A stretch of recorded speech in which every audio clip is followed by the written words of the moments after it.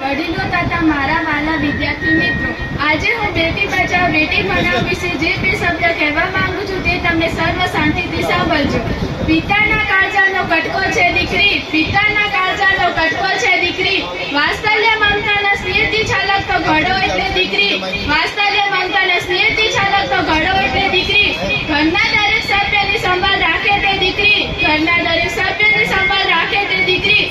માતા પિતાના સંસ્કારોને શોભાવે તે દીકરી, માતા પિતાના સંસ્કારોને શોભાવે તે દીકરી. પહેલાના સમયમાં દીકરીનો જન્મ થતા લોકોના મુખ પરનું સ્મિત ઓસરાઈ જતું હતું. દીકરીને પારકીતા પર સમજીને તેની અવગણના કરવામાં આવતી હતી. દીકરાના ગુણને વધારવામાં આવતો, દીકરાને ગુણનો દીપક કહેવામાં આવતો. પરંતુ સત્ય તો એ છે કે દીકરી પણ ઘરની દીવડી સમાન છે, જે બે ઘરમાં પોતાના અજવાસ પાથરે છે. માતા પિતાના ઘરને ઉજાસથી ભરી દે છે અને લગ્ન બાદ શાસ્ત્રમાં પોતાના અજવાળા પાથરે છે. પ્રેમનો પ્રવાહ છે દીકરી, બહારનો દરિયો છે દીકરી, કુટુંબનો કિલ્લો છે દીકરી, સંસ્કારોની સૂરજ છે દીકરી, સંબંધોની સરિતા છે દીકરી. હવે સમય બદલાઈ ગયો છે. દીકરી સમયની સાથે કદમ મિલાવી જાતી થઈ છે, પરંતુ તેના સંસ્કારો અને લાક્ષણિકતાઓ ભૂલી નથી.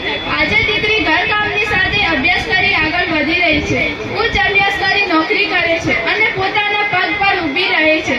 પરંતુ હજુ ઘણી જૂની માન્યતાઓ ઘણા લોકોના મનમાં વલોવાઈ રહી છે, જેના લીધે ભ્રૂણ હત્યાના કિસ્સાઓ સામે આવે છે, જેના લીધે સ્ત્રીઓની સંખ્યા ઘટે છે.